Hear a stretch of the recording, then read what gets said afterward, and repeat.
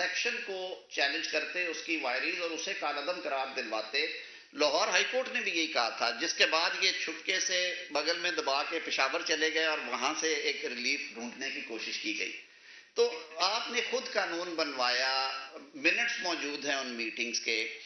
आपकी ख्वाहिश पे आप पिछले दौर में चले जाएं, आपको याद होगा कि वजीउद्दीन साहब वाले मामले में इलेक्शन कमिश्नर की तैनाती का तरीकाकार पीटीआई के अपने कॉन्स्टिट्यूशन में है कि इलेक्शन कमिश्नर भी इलेक्ट होगा बजरिया वोट के, और उसका ये तकाजे हैं। ये सारी बातें जो थी, यकदम उन्हें ख्याल आया कि इन्हें लिफाफे में डाल के बंद कर दो और बस ऐलान कर दो, पता नहीं वो चमकनी था कि कौन सी जगह, वहां पे 150 बंदा बिठाएं और ये क्लेम करते हैं कि हमारे पाकिस्तान भर में पाकिस्तान तहरीक इंसाफ के इतने लाख जो हैं वो रेगुलर मेंबरान हैं। तो फिर कम से कम आप उस बात का ही पास करते जो कानून आपने खुद बनवाया था। बाहर कैफ जी हजूर, एक वन बाय वन आप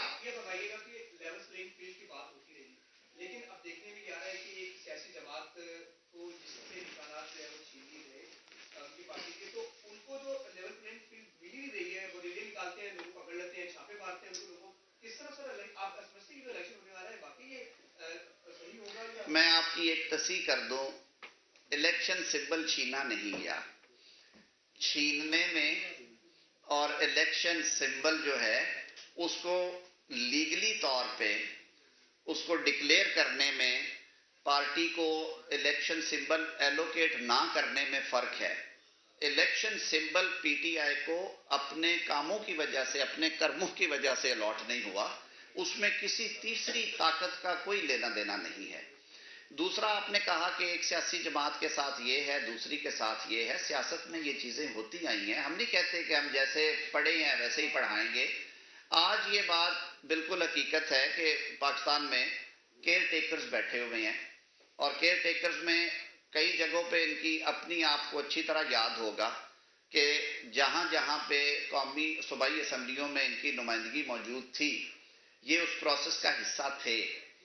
चौधरी परवेज़ इलाही साहब ने असम्बली डिज़ोल्व की और चौधरी परवेज़ इलाही साहब और हमजा शहबाज साहब ने मुशावरत से इस सिलसिले को शुरू किया और आइन में जो तरीकाकार वज़ा किया गया है ऐन उसके मुताबिक पंजाब में हुकूमत कायम हुई।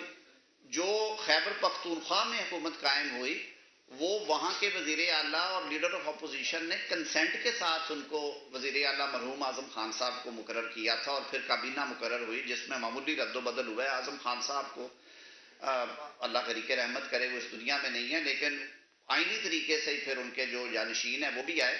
तो ये बातें अब जस्टिस मकबूल बाकर साहब जो हैं उनकी गैर जानबदारी पे और उनके किरदार के ऊपर कोई अगर उंगली उठाएगा तो वो बड़ी गैर मुनासिब बात होगी। तो इन सारी चीज़ों को सामने रखते हुए मैं नहीं समझता कि कोई ऐसी गैर कोई हैजानी कैफियत है कि जिसमें नहीं हो रहा। मैं तो खुद जब सुबह उठ के टीवी लगाता हूँ मुझे हर तरफ हर चीज़ें, हर रंग नज़र आते हैं। पीटीआई वाले भी लगे हुए हैं, पीएमएलएन भी कैंपेन कर रही है, पीपल्स पार्टी भी ज़ोरों शोर से है, दीगर जमातें भी हैं और वोट तो डालना है वोटर ने अंदर पोलिंग स्टेशन में जाके।